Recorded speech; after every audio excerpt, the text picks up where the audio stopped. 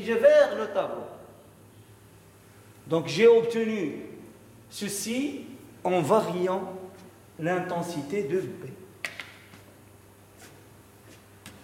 Alors, considérons un circuit C immobile, fermé, immobile, dans un référentiel R, si en tout point de l'espace existe un champ magnétique B et donc un potentiel vecteur A.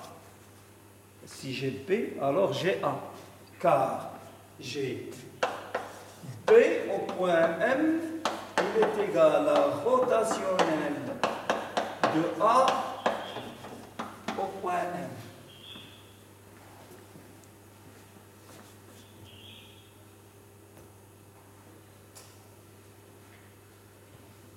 Qui dépend du temps. Alors, le circuit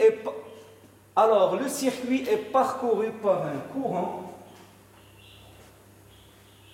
Pour un observateur lié à R, c'est-à-dire lié au référentiel terrestre R, ce phénomène d'induction s'explique par l'existence d'un champ électrique d'induction.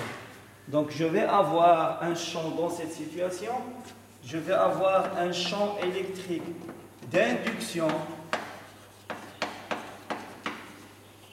qui est égal à moins D de A de M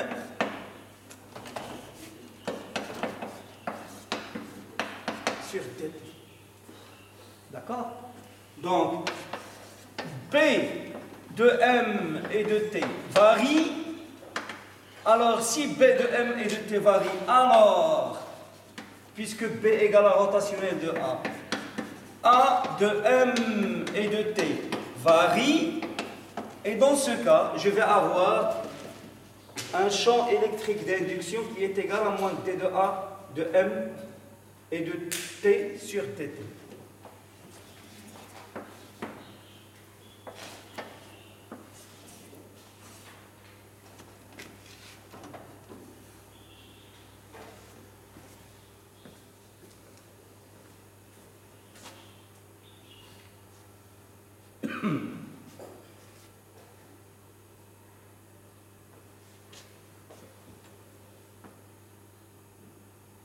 La notion de champ électrique d'induction permet de retrouver la loi de Faraday. À un champ magnétique variable dans le temps, B de T, et donc associé à un champ électrique électromoteur. Maintenant, on va passer à la situation où B ne dépend pas du temps, mais c'est le conducteur qui est variable. Regardez.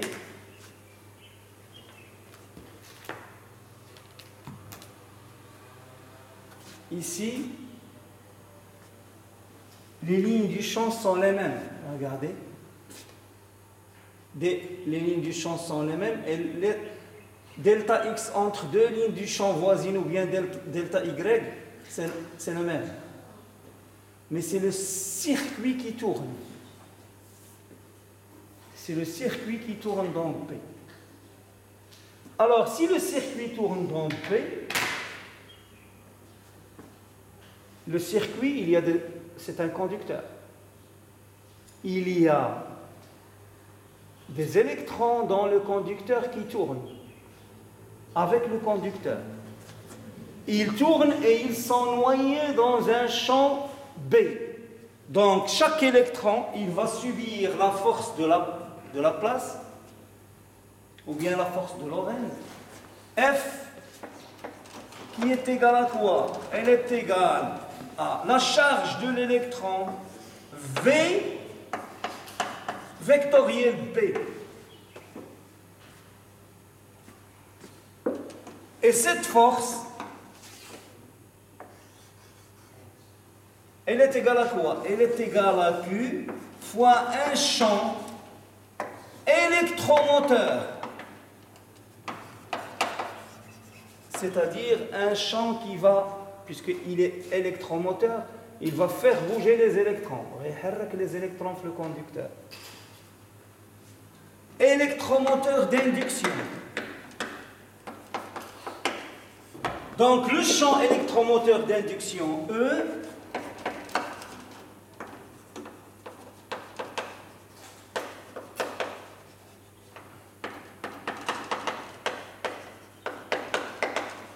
il est égal à V vectoriel V.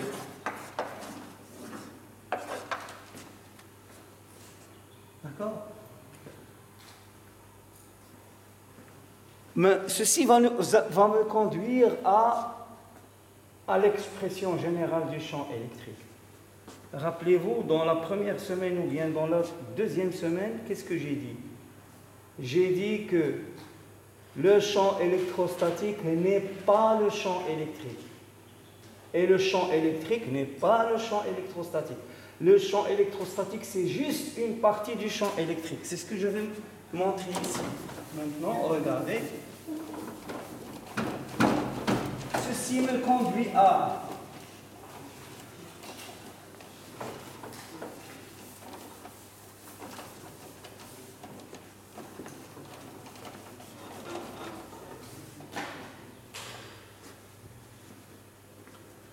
le champ électrique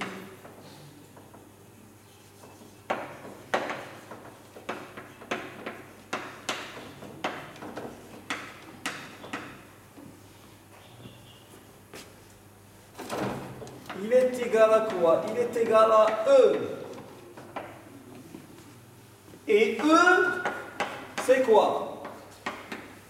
C'est le champ électrostatique. C'est moins gradient E en M.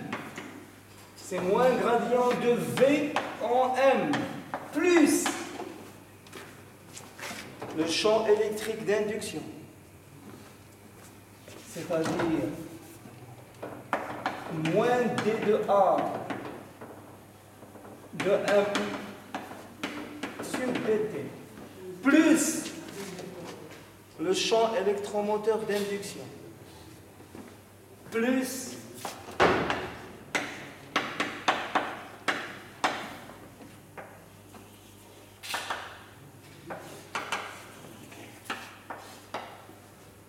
voilà le champ électrique. Ça veut dire le champ électrique, d'où il vient. Donc vous avez trois composantes. Une composante électrostatique, Kaharsakina.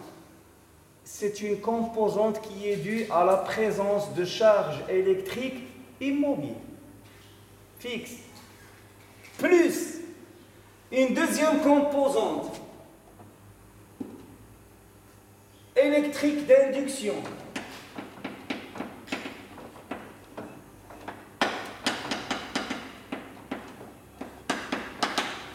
Plus une troisième composante.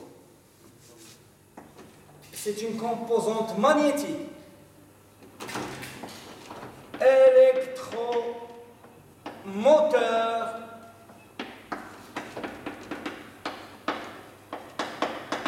d'induction. Donc vous avez trois composantes. La première, je récapitule. La première, elle est due à la présence de charges électriques fixes, immobiles. La deuxième, elle est due à la variation de B dans le temps, ou bien la variation de A dans le temps. C'est la composante électrique d'induction. Et la troisième composante, elle est due au mouvement du conducteur dans le champ magnétique. D'accord? Ici, c'est le conducteur qui bouge. Ici, c'est B qui varie. Ici, c'est la présence des charges électriques fixes ou bien immobiles. C'est pour ça que j'ai dit que E électrique, au début, différent de E électrostatique. En première année, au deuxième semestre, lorsque vous avez vu l'électricité 1, il n'y avait pas de champ magnétique B, donc il n'y avait pas cette composante. Il n'y avait pas de conducteur qui se déplace dans un champ B, donc il n'y avait pas cette composante. C'est pour ça qu'on disait Électrique égale électrostatique. Électrique égale à électrostatique, bien dans une situation très très particulière. Ok? Bien.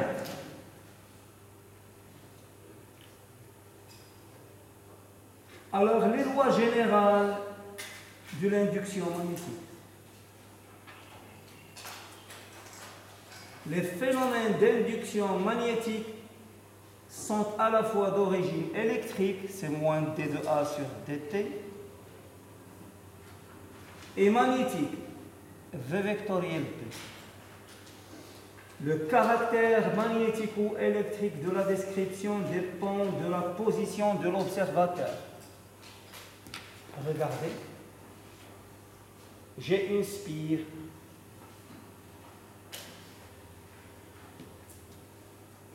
Faites bien attention et vous allez vous rendre compte que ça dépend du référentiel aussi. Alors j'ai une spire et j'ai un barreau aimanté fixe. Donc je vais déplacer la spire. Donc je vais avoir un champ électrique d'induction, d'accord, et un champ électromoteur d'induction. D'accord.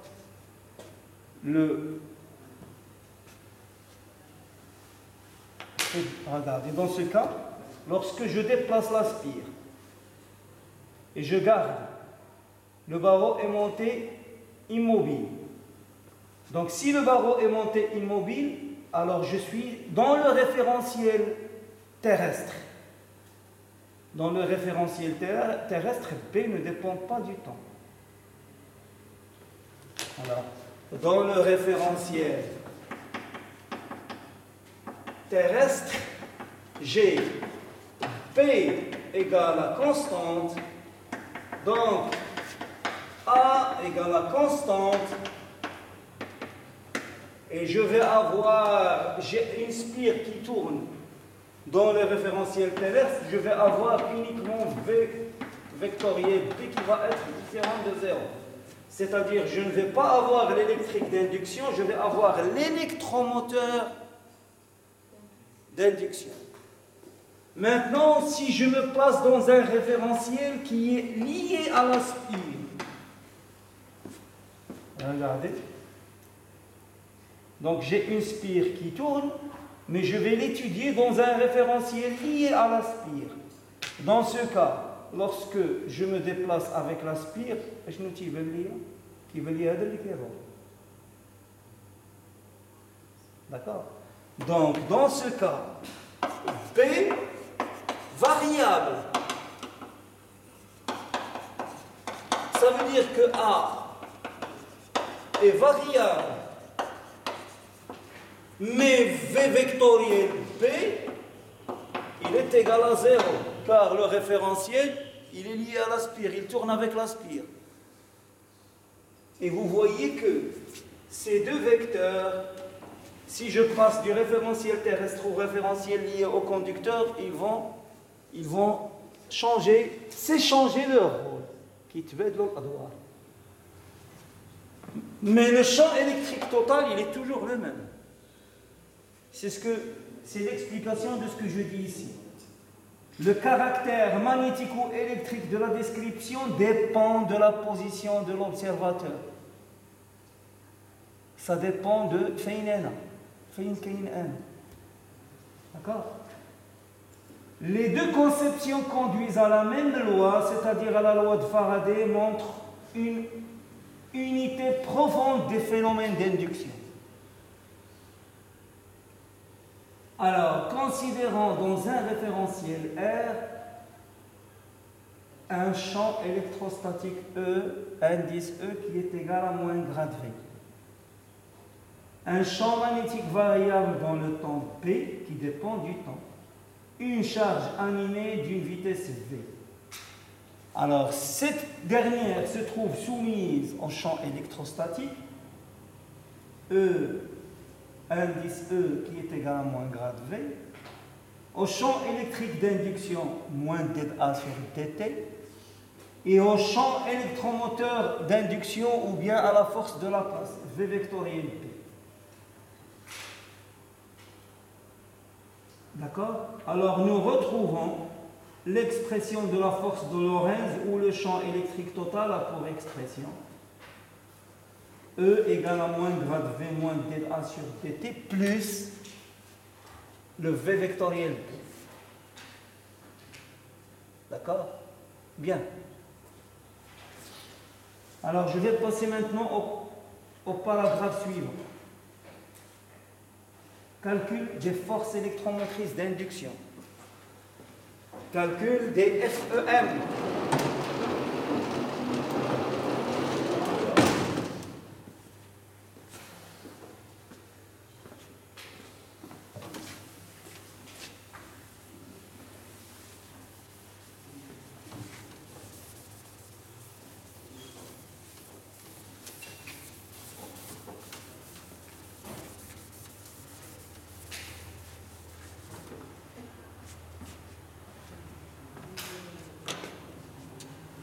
Alors, calcul des forces électromotrices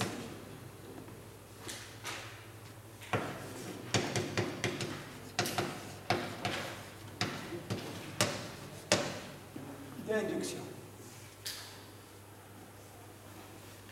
Alors, regardez s'il vous plaît. Je vais faire appel à ce que vous avez vu en électricité 1 en S2.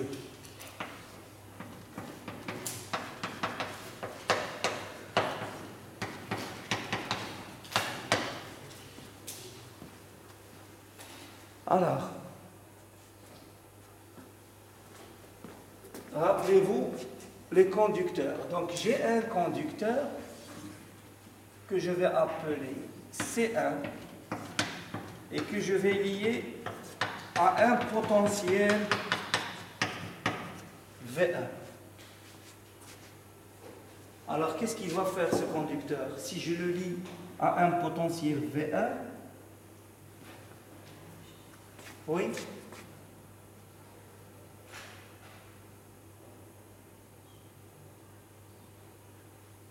un conducteur, je le lie à un potentiel V1, donc il va se charger avec des charges électriques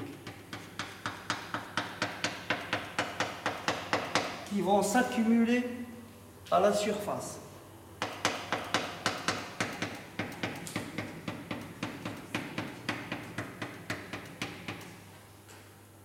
D'accord? Et je vais avoir la charge électrique qui s'accumule à la surface du conducteur C1, elle va être égale à C1 fois V1. Et C1, c'est quoi? C'est c'est la capacité. D'accord? Ça, c'est lorsque vous avez un conducteur qui est isolé. Maintenant, ce conducteur, je vais le mettre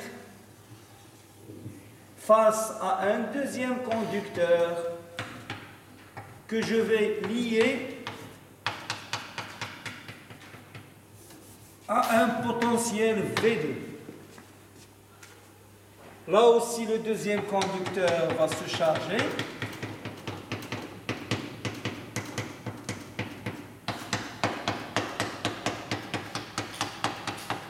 Mais, quelle sera dans ce cas la charge Q1?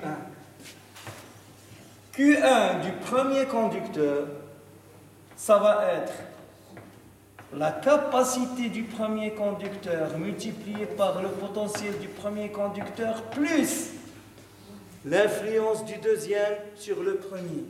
C'est 2 sur 1 V2. Et je vais avoir aussi Q2, elle est égale à quoi? Ça va être C 1 sur 2 V1 plus C2 de V2. C'est-à-dire je n'ai plus cette écriture scalaire, mais je vais avoir une écriture matricielle. dans laquelle Q1, Q2, il est égal à une matrice capacité C11, C21, C12, C22, V1, V2.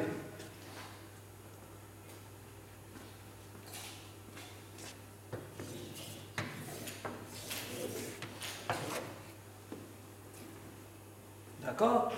Ce terme, c'est la capacité propre de C1, ça c'est la capacité propre de C2, et ça c'est le coefficient d'influence de C2 sur 1, et ça c'est le coefficient d'influence de C1 sur 2, et ces deux termes sont égaux. C'est quelque chose qui est très semblable au principe de l'action et de la réaction. L'influence de 2 sur 1, elle est identique à l'influence de 1 sur 2.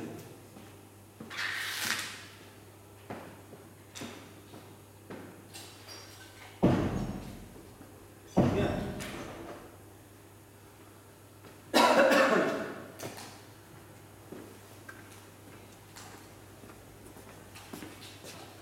Alors, lorsque vous avez des conducteurs qui sont traversés par des courants électriques, on a quelque chose qui est très similaire à ça. Regardez.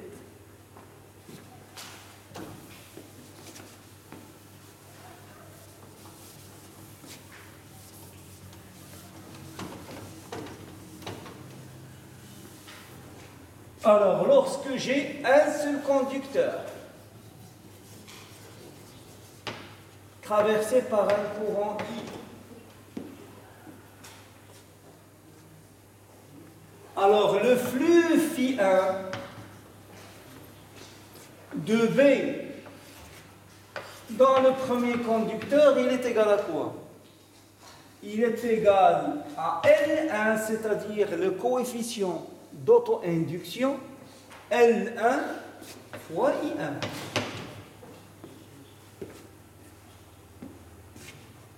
Lorsque c'est un conducteur isolé. Maintenant, si vous mettez devant ce conducteur, vous le mettez devant lui un deuxième conducteur avec un courant I2. Donc vous avez ici I1. Vous allez avoir un champ B1 ici à l'intérieur et ici vous allez avoir un champ B2. Vous ne pouvez plus écrire cette écriture scalaire. Vous aurez Φ1, c'est L11 I1 plus L2 sur 1 I2. Et ce L2 sur 1, vous le nommez M2 sur 1 I2. Et Φ2, ça va être M1 sur 2 I1 plus M2 I2. Là aussi, vous allez avoir une écriture matricielle, c'est-à-dire vous aurez Φ1 et Φ2, il est égal à L11 M21 M12 M22 fois I1 I2.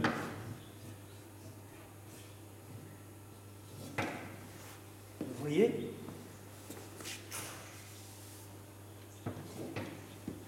Vous avez une écriture matricielle.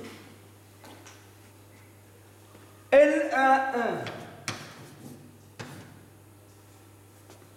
Vous m'excusez, ici vous avez L22.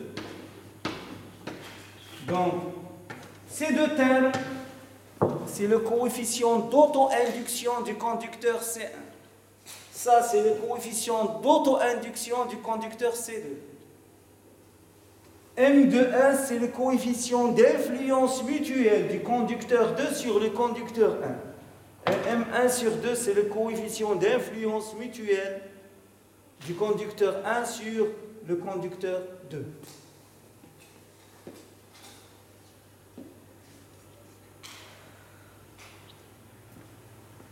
Alors ici, ces deux conducteurs, ils vont s'influencer. Comment ils vont s'influencer? Qu'est-ce qui va véhiculer l'influence?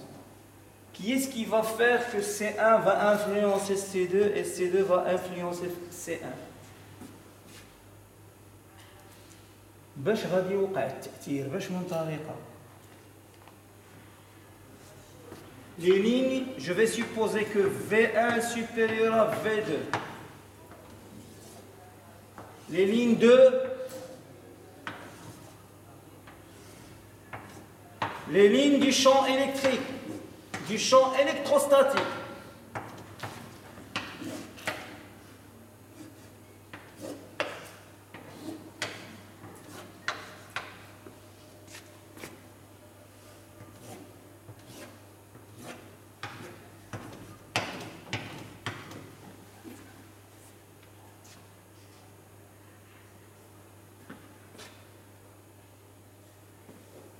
D'accord?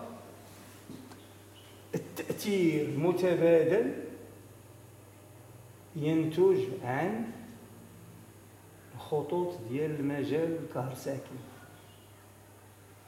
Donc l'influence de C1 sur C2 et de C2 sur C1, elle est véhiculée par les lignes du champ électrostatique E.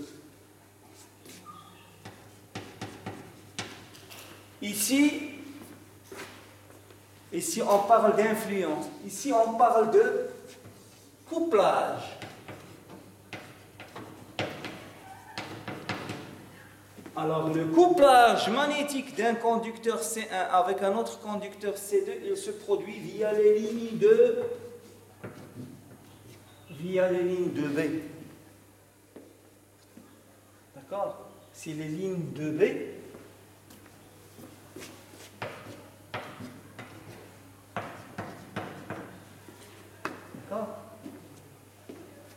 alors, ici, dans ce cas, j'ai une influence partielle ou bien une influence totale? Partielle. Pourquoi? Ici, j'ai une influence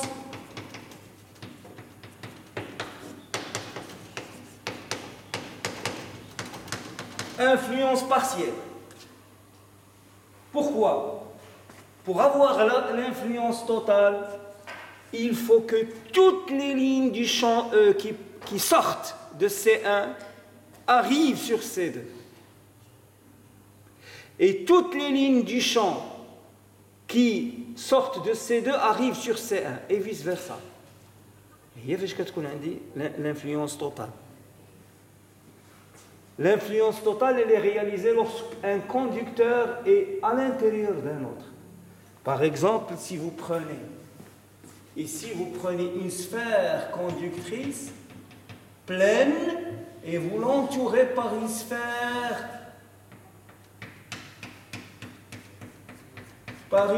creuse.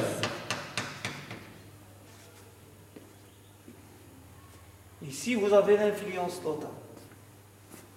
Alors, dans ce cas, est-ce que j'ai influence totale ou bien influence partielle? Partielle. C'est ce qu'on appelle un couplage imparfait. Couplage imparfait. Et lorsque vous avez un conducteur qui est carrément à l'intérieur d'un autre, par exemple, vous avez un solénoïde avec une bobine plate. Comme ça. Un solénoïde à l'intérieur d'une bobine plate. Là, vous parlez de couplage